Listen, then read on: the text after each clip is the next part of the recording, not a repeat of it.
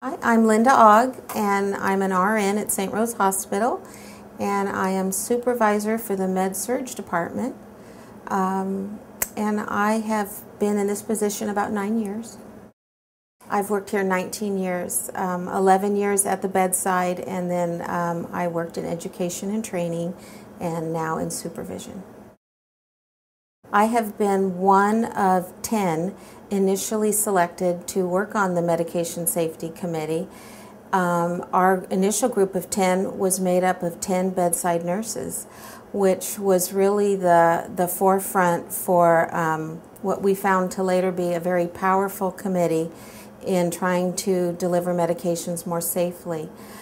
And as a supervisor manager, working with bedside nurses, it gave me the opportunity to communicate on a regular basis what is really going on out there, how are we really giving medications out there, where are our snags, where are our danger zones, and we worked together as a unit of one to make it safer. So for me personally, it's been a very rich experience. For the staff nurses, it's been an empowering experience. Well, this initial group of 10 watched medications being passed 100 times, and they reported back to us the way the medications were being passed, A, B, C, D, E, and F. And then we decided that we need to put some Band-Aids on certain steps and change them so we don't have medication errors. And what we found is that 47% of the time our nurses were distracted from getting the pill in their hand and walking it to the bedside and giving it to the patient. So more than half the time the nurse was distracted in that process. And we decided we're going to take distractions and we're now going to try to eliminate them. From the minute the pill's in our hand until we get to the bedside, we are going to eliminate distractions. And the beauty of the committee is the nurses came up with the solutions. Well, let's do this, and then let's do this. Let's wear a sash that says, I'm giving medications. Let's wear a badge. Let's dim the lights in the unit. Let's make an announcement overhead. The nurses are passing medications. Please don't interrupt them.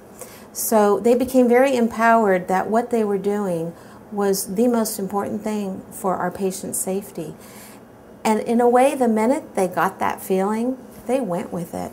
It's like they've been waiting to be sprinkled with the dust. And they've developed into leaders. They always were, but now they know they can. We found a lot of hidden joys. We found new grads, brand new nurses that maybe have been in nursing 6 months that started telling nurses that have been maybe passing medications for 20 years, hey, you shouldn't do it that way. You shouldn't be talking right now. Or, hey, you need to teach your patient about the medication at the bedside. So we had new nurses just starting their career, feeling strong enough and confident enough to mention it to a seasoned nurse. And the beauty was the seasoned nurse listened. And so we had many levels of nursing expertise working together. And we found after we gave a few meetings and in-services, these nurses have great stories to tell.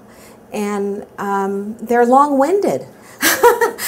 And they want to tell you in many ways and in many examples how the changes we've made in passing medications are so much safer today. I feel that nurses have ultimately always been leaders, but I'm not sure that our institution or we had the opportunity to give them a format where they could look at a huge problem, such as the way we deliver medications, study the danger zones, fix the danger zones, then measure the danger zones, change it a little bit because it's still dangerous, measure it again, measure it again, and then say, let's make this a policy. And that's what our nurses at St. Rose have done. From the new grad to a nurse 30 years on the floor, they've done this together. And our patients are safer. I think it's the INLP. I think our nurses are more confident. I think they're not distracted, so they have devoted time with their patients. And devoted time is very different than time. Devoted time is uninterrupted, so they can teach the patient why you're taking this pill for your stomach. They can document it, and they can give it to the right patient at the right time. So they're empowered. They made a difference, and they feel the difference. I don't think we would have known the shape that we were in if we had not had the opportunity to study it. We had to study the current way we gave medications before we could change how we did it. And that process was very interesting as well, to watch a nurse give medications and just say, go on, just carry on, do what you always do. But yet we're taking notes. And for that nurse to be willing to be so exposed shows the willingness of nurses to do a better job.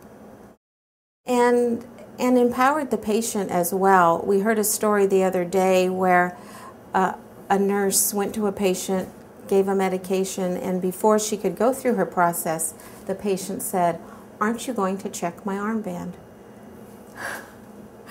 And that's a real success story, because the patients are getting smarter, they are getting empowered, they know hospitals are working on safety issues, and this patient in particular was about 30 seconds ahead of the nurse, but she could rightfully so say, yes, I am, and thank you for sharing that with me.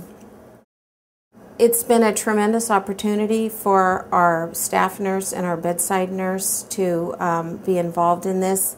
Out of the original 10, 3 of those bedside nurses now run major hospital committees on their own. They have learned how to run an executive meeting.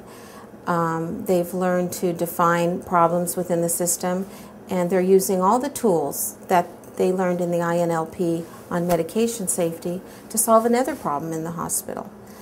And that opportunity you don't learn in nursing school, and you don't really learn it on the job, but we learned it through the Gordon and Betty Moore Foundation and the opportunity we had. So we're very thankful and grateful.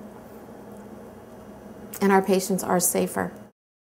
The fellow in the bed is our dad, our son, our husband, our brother. And nurses ultimately come to work every day wanting to do their best. But now they have developed a mechanism in place. Steps A through F now are scientifically looked at and defined and rearranged, so there is much less opportunity for an error.